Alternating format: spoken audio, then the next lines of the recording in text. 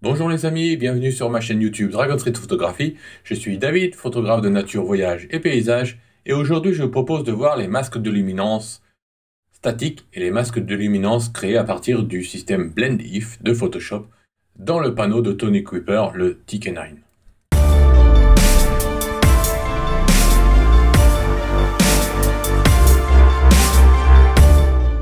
Avant de commencer, je vous invite à visiter mon site, mon blog sur les logiciels photo, sur lequel je donne des formations sur On-One Photo, Capture One ou un coaching en ligne, ainsi que les outils d'Alexander Zelt, Alexandro, les outils pour Capture One, et les derniers articles sur les logiciels préférés que j'utilise. Vous pouvez aussi visiter mon blog Nature et Voyage. Je vous mets les liens dans la description. Ou visitez encore mes galeries en ligne sur dragonstreetphotographie.com.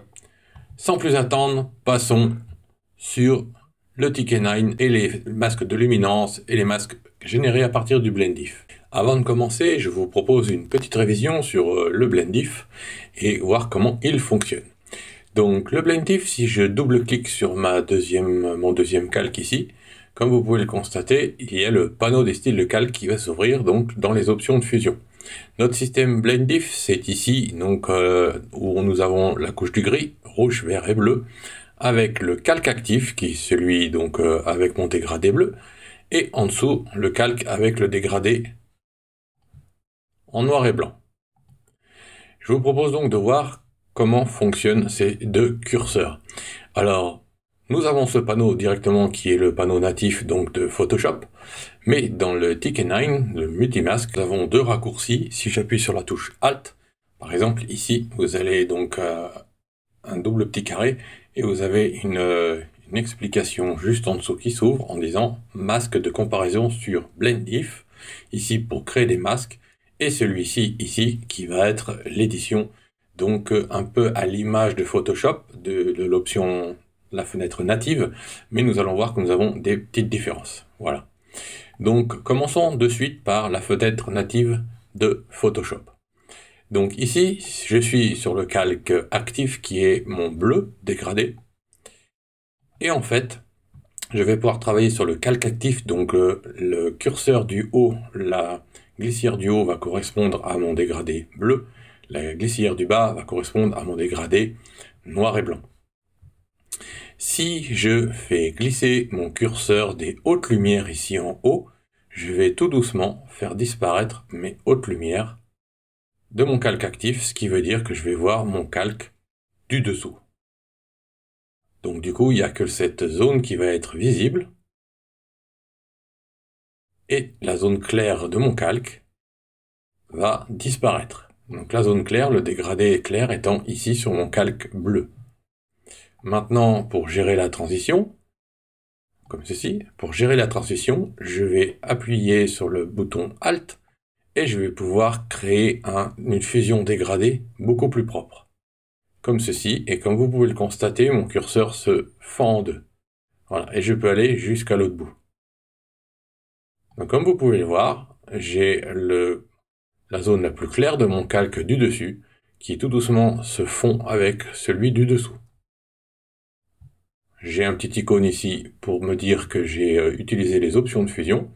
Et si j'appuie sur la visibilité de mon calque, on voit bien que j'ai fait disparaître les zones claires pour n'afficher que les zones sombres de mon bleu. Et on peut voir donc la zone claire et la zone sombre de mon calque sous-jacent dans la zone claire de mon calque du dessus qui est masquée. Je peux faire exactement la même chose à l'inverse, c'est que si je prends et que je cache les zones d'ombre de mon calque du dessus, donc de ma zone bleue, à un moment donné, il va disparaître. Voilà, et là je pars de l'autre côté parce que ce sont les zones sombres. Et je peux faire la même chose, je vais utiliser la touche Alt pour fendre et dégrader cette fusion. Voilà, comme ceci. Et comme mon calque sous-jacent, la zone d'ombre est en bas, à gauche, pardon, si je fais comme ceci, on voit bien que ma zone d'ombre est plus à gauche qu'à droite. Donc on voit que ma zone d'ombre apparaît, ainsi que la zone claire de mon calque sous-jacent. Voilà, donc ici j'agis sur le calque du dessus. Et maintenant, je vais agir avec la glissière du dessous sous le calque d'en dessous. En dessous, ici, qu'est-ce que je vais faire? Je vais demander à mon calque d'en dessous de percer les zones claires en prenant le curseur de droite dans mon calque du dessus. Donc là, ici, je vais avoir mon calque du dessous, la zone claire, donc elle part à droite parce que mon dégradé est horizontal, mon dégradé bleu est vertical. Donc je vais avoir la zone claire qui ressort et qui perce mon calque du dessus. Et je peux faire toujours pareil avec la touche Alt, je vais pouvoir obtenir un dégradé. Comme ceci. La même chose de l'autre côté, je vais percer par les ombres. Mon calque du dessous va donc percer celui du dessus. Voilà, et je peux aller faire un dégradé jusqu'à l'autre bout. Donc toujours avec la touche Alt. Voilà, donc ça c'est la petite révision pour se souvenir comment fonctionne donc l'option de fusion, comparaison ou blend diff en anglais, plus simple à retenir je trouve, dans Photoshop. Voyons maintenant le multimasque, donc le panneau de Tony Kuiper avec le système blend diff. Donc nous avons la possibilité, ici nous avons des raccourcis qui permettent directement d'utiliser le blend diff. Mais ici donc nous avons l'éditeur qui a été créé par Tony et nous allons voir comment il fonctionne. Donc quand j'appuie dessus, nous avons ce nouveau panneau qui s'ouvre et nous allons pouvoir par exemple sélectionner les tons moyens 1, 2, 3 ou les tons clairs jusqu'à 6 ou les tons ombres jusqu'à 6. Et nous avons ici des groupes sur lesquels nous pouvons cliquer qui regroupent les tons moyens dans l'ensemble, les tons clairs 1, 2, 3, les tons clairs 4, 5, 6. Et pareil pour les ombres. Donc ici, j'ai sélectionné les tons moyens, et comme vous pouvez le constater, j'ai mes tons moyens de bleu qui apparaissent. Si je vais par ici, je vais plutôt vers les ombres, les très ombres, les clairs et les très clairs. Donc je vais rester avec mes tons moyens ici, et je vous propose de double-cliquer ici pour voir ce qui se passe. Et en fait, nous allons remarquer que le panneau de Tony, dans les tons moyens, va travailler sur le calque du dessous. Donc il va utiliser la glissière, principalement, du dessous, pour faire percer le calque du dessous dans le calque du dessus. Donc la touche de raccourci que nous avons ici va principalement être une forme de remplacement avec des options supplémentaires que nous verrons dans une autre vidéo puisque ça va être un petit peu trop long. Nous allons déjà voir comment comment utiliser l'éditeur Blendif ici, qui est un petit peu plus simple et un petit peu plus didactique que celui de Photoshop directement. Donc en fait, ce qu'il faut retenir ici, si nous sélectionnons les presets ici, nous avons donc une visualisation en dessous, en violet. Nous avons la visualisation de ce qu'on va retrouver sur l'image. Donc ici, j'ai cliqué sur mes tons moyens. J'ai donc un dégradé des ombres jusqu'au clair ici, qui est visible, mais je peux aussi les visualiser en appuyant sur les doubles flèches qui me donnent donc une couleur violente, le violet que je vois ici, pour visualiser ma zone de fusion. Voilà. Et donc je peux l'éditer. Donc ça veut dire que je travaille la fusion d'une autre manière que dans le Photoshop, dans le panneau de Photoshop. Là où Tony a simplifié un petit peu les choses, c'est que nous pouvons ici modifier le dégradé en utilisant ici un petit peu le curseur. Donc si vous regardez mon image, alors il faut lâcher la souris pour que ça soit visualisable. Voilà. Donc on peut lâcher le curseur, je peux décaler un peu vers les ombres, donc je vais ouvrir un peu vers les ombres, ouvrir un petit peu vers les tons clairs, et ici je peux ouvrir complètement ceci. Donc comme vous pouvez le constater, on va voir les tons moyens extrêmement larges, mais rien dans les très clairs, rien dans les très sombres. Voilà.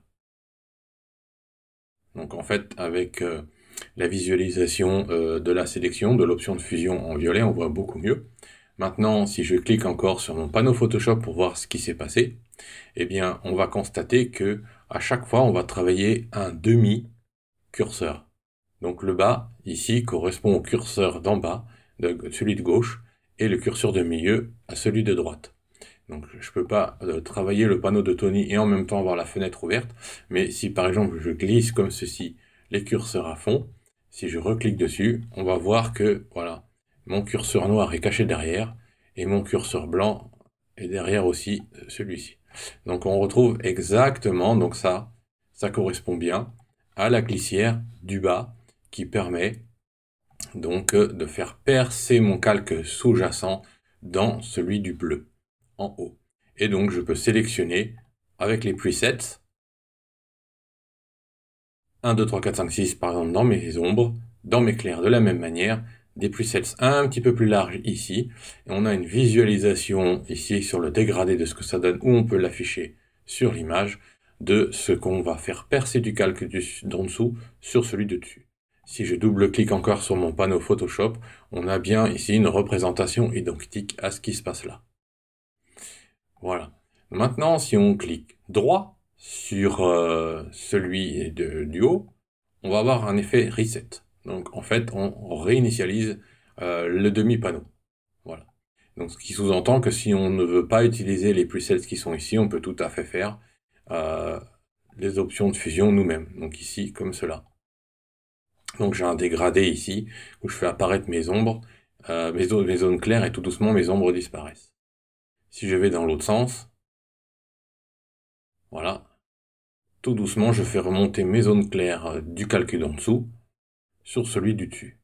Donc il faut bien retenir que ce qui se passe, c'est que nous travaillons sur le calque, le glissière inférieur, donc en fait c'est le calque du dessous qui perce celui du dessus. Voilà, donc là on fait percer les zones claires, et là on fait percer les zones d'ombre. Voilà. Donc on a le noir du dessous qui remonte dans le bleu. Voilà, si j'enlève mon activation. Voilà pour le fonctionnement du panneau donc de l'éditeur de Tony. Nous verrons dans une autre vidéo un peu plus profondément à quoi correspond le reste. Mais il était déjà important de comprendre comment ce petit panneau avec les presets et les glissières peuvent fonctionner. Une petite précision encore, j'ai dit que le clic droit permettait de réinitialiser le curseur du dessus, le curseur d'en dessous. Il est aussi possible, en utilisant la touche commande, de glisser les deux curseurs en même temps. Donc on garde le couple des ombres et le couple des clairs. Voilà. Donc ça vous permet de décaler et donc de faire absolument les sélections, enfin la fusion que vous souhaitez. Donc on peut jouer sur les dégradés ou le rendre très dur. Voilà. Donc là évidemment, attention, les options de fusion dure, ça peut être source de problèmes sur vos images. Voilà, nous allons sortir de ce système et maintenant nous allons voir comment cela fonctionne pour les masques. Alors tout à l'heure je vous avais dit en début de la vidéo que nous avions ici aussi le système de comparaison de fusion de calque, donc le fameux Blendif. Ici donc nous avons le panneau de Tony, comment je pourrais dire, qui simule le panneau de Photoshop ici. Mais ici, nous avons la possibilité ici de créer des masques. Donc, c'est une autre version de comment créer des masques. Donc, pour mémoire, je rappelle qu'ici, nous avons les masques de luminance standard. Ici, les masques de luminance par sélection. Et nous avons ici les masques de luminance qu'on crée, générés à partir du panneau Blendif. Donc, si je clique dessus, en fait, Tony a fait générer par son panneau des calques supérieurs pour générer des masques en sortie. Donc c'est exactement le même principe que tout à l'heure. Ici, par exemple, je prends les tons moyens. Donc là, en fait, qu'est-ce qui se passe? C'est qu'il va utiliser mon dégradé bleu pour générer le masque qui est visible ici. Donc si je clique sur le petit dégradé ici, on a le fameux dégradé visible en bas de l'image, qui correspond au dégradé ici en rouge. Si je clique ici sur la petite vignette rouge, on voit la sélection qui correspond, donc la sélection du Blendif, la sélection qu'on voit sur le dégradé ici ou le dégradé ici. Donc si je l'enlève, là on a une visualisation complète. Donc si je prends mes zones claires, les zones claires, de mon dégradé bleu. Les zones un petit peu plus larges, un petit peu, donc les clairs qui vont plus loin vers les tons moyens et les tons sombres, j'en ai plus, parce que j'ai pas de vrai ton sombre. Si je sors de là-dedans et que je désactive mon calque bleu, je reclique dessus et que je choisis mes ombres, là il va me sélectionner mes tons très sombres, parce qu'il va se caler, il va travailler sur le calque visible, qui est donc le noir et blanc ici. Et donc là, je prends un petit peu plus loin les tons moyens, clairement, et si on trouve que les tons moyens sont trop abrupts et pas assez larges, on peut tout à fait les assouplir comme ceci.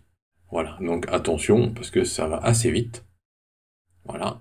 Donc maintenant, vous avez compris le principe, et on a toujours la possibilité de visualiser avec la petite pastille rouge là, ou sous forme de dégradé en dessous. Et on a toujours cette visualisation ici sur le dégradé des curseurs. De la même manière, c'est exactement le même fonctionnement. Si je clique avec l'outil commande, je vais déplacer mes deux curseurs.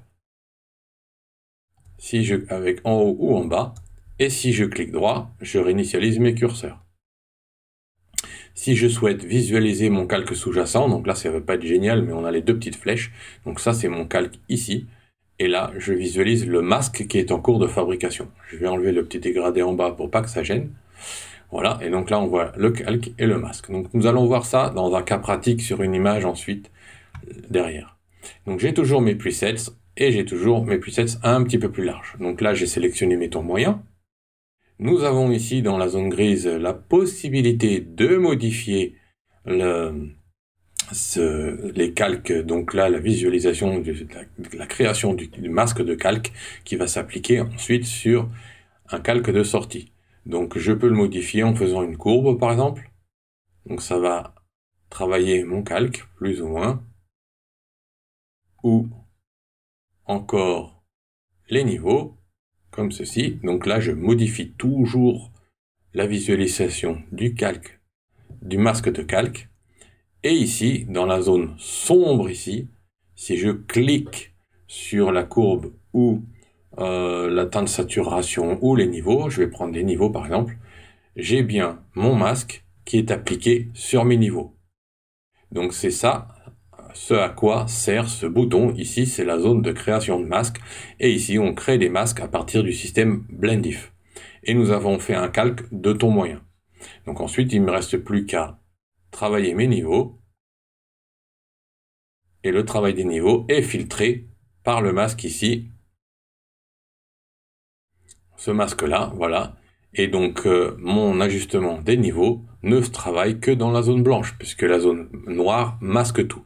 Et la zone grise filtre partiellement les ajustements de mon masque. Voilà, donc c'est bien ici le travail qui est fait. Si je supprime mon masque complètement, voilà, on voit ici, là j'ai annulé mon masque et on voit ce que ça aurait fait sans masque. Et avec le masque, ça me filtre et ça me garde mon dégradé. Donc ça a un effet de protection. Je vais mettre ça à la poubelle et je vais reprendre mon masque. Et donc, comme vous pouvez le voir, maintenant je peux reprendre mes tons sombres comme ceci. Je vais prendre tous les sombres et je vais dégrader un petit peu plus comme cela. Et puis je vais par exemple faire une sortie lumière. Voilà. Et donc là j'ai mon masque qui va travailler que sur les zones d'ombre. Et donc si je pousse mon curseur de luminosité, je vais éclaircir mes ombres. Voilà. Et j'ai généré mon masque de calque avec le système Blendif. Quel est l'intérêt, en fait, par rapport au masque statique ici? Eh bien, l'intérêt, c'est que, contrairement au système de panneaux du Blendif que nous avons dans Photoshop ici, nous ne pouvons pas visualiser et générer de masques directement. Donc, en passant par le panneau de Tony Kuiper, on peut utiliser le système de Blendif pour générer des masques qui ensuite va nous permettre d'utiliser le panneau luminosité contraste, teinte saturation, les courbes, les curseurs, les photofiltres, la balance, et ainsi de suite. Donc, ce qui veut dire qu'on va pouvoir transformer en masque tout ce que nous avons généré dans le Blendif. Et du coup, nous pouvons visualiser et utiliser les curseurs. Donc, dans les personnes qui utilisent les masques de luminance, nous avons ceux qui sont fans des masques comme ceci statiques, nous avons ceux qui ont fait les masques par prélèvement à la pipette, et il y a ceux qui aiment beaucoup faire les masques à travers le système de Blendif. Donc maintenant, c'est chose faite avec ce système du TK9. Ce qui veut dire qu'on a la possibilité de visualiser le masque avant de l'appliquer, donc de générer des masques, les visualiser et les appliquer. Nous avons encore un autre avantage à l'utilisation, à la création de masques Blendif, c'est que nous pouvons aussi générer, charger ces masques en tant que sélection, très facilement. Ouais. On va les décaler un petit peu. Voilà. On va faire comme ça. Ici, par exemple, donc j'ai sélectionné mes ombres, et si je veux faire, par exemple, un Dodge and Burn, eh bien, je vais pouvoir cliquer ici, si je vais la touche Option, vous allez pouvoir à quoi ça sert, je vais pouvoir créer une sortie en sélection. Donc en fait, je n'ai pas créé de masque sur un calque, mais j'ai créé une sélection. Donc si je clique pour afficher la sélection, voilà, j'ai mes petites fourmis qui me délimitent ma zone de sélection, et ça correspond bien au masque que j'ai généré avec mon Blendif.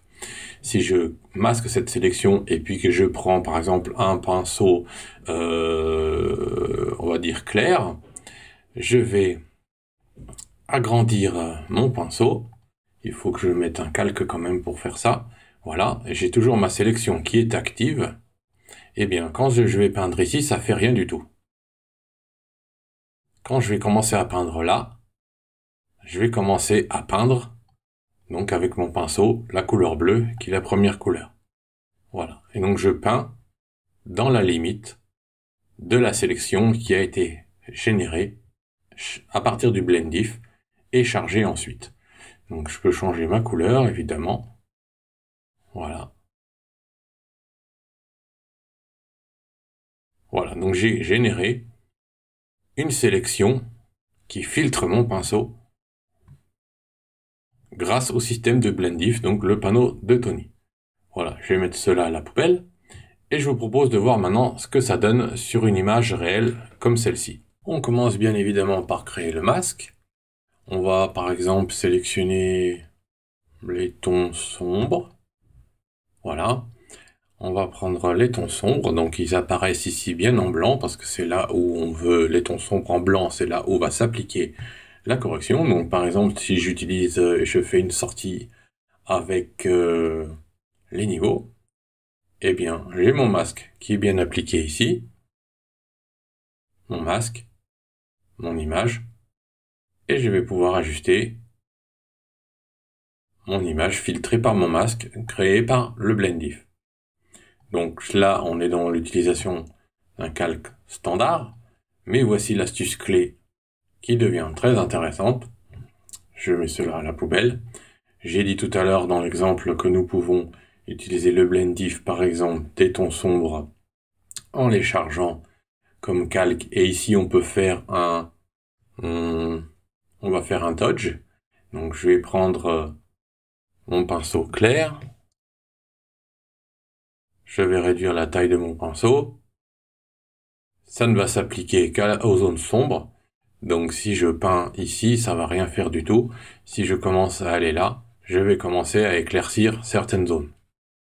Voilà, à travers la filtration de mon masque que j'ai généré. Donc voilà mon masque visible par les petits pointillés. Donc j'ai généré avec le Blendif.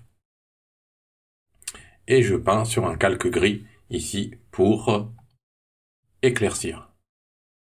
Et je peux bien évidemment faire la même chose pour assombrir ou peindre en couleur. Par exemple, si je garde cette sélection, j'ajoute un calque, je prends un pinceau de couleur, on va dire un petit peu orangé, histoire de mettre un peu de soleil dans mes ombres. Eh bien, si je peins, je vais avoir du soleil dans mes ombres. Alors ici, évidemment, je peins toujours, comme vous pouvez le constater, à travers mon calque. Blendif, mon masque est toujours bien actif, mais mon masque ici n'est pas en mode couleur. Par exemple, si je le mets en mode couleur, voilà, j'ai généré mon feuillage, j'ai changé la couleur de mon feuillage. ou je peux le mettre en mode lumière, en mode incrustation, c'est un peu plus fort, voilà, ou en mode couleur, en mode de fusion, voilà, en mode incrustation, puis on peut baisser l'opacité. Et l'astuce finale qui est, à mon avis, le plus important en utilisant le blend diff, c'est que si j'utilise le blend diff et que je vais prendre par exemple mes tons moyens comme ceci, et que je souhaite créer une sortie, et que si j'appuie sur la touche Shift au moment de la sortie, je vais avoir ici le petit icône du blend diff, donc ça veut dire qu'il va être réutilisable. Donc ici j'ai bien mon petit icône, et en fait je vais avoir mon calque de réglage des niveaux qui va se faire à travers un blend diff qui va être réutilisable en fait. Donc maintenant si je passe à autre chose et que je prends par exemple un masque des tons très sombres que je vais rééclaircir avec une sortie courbe, voilà.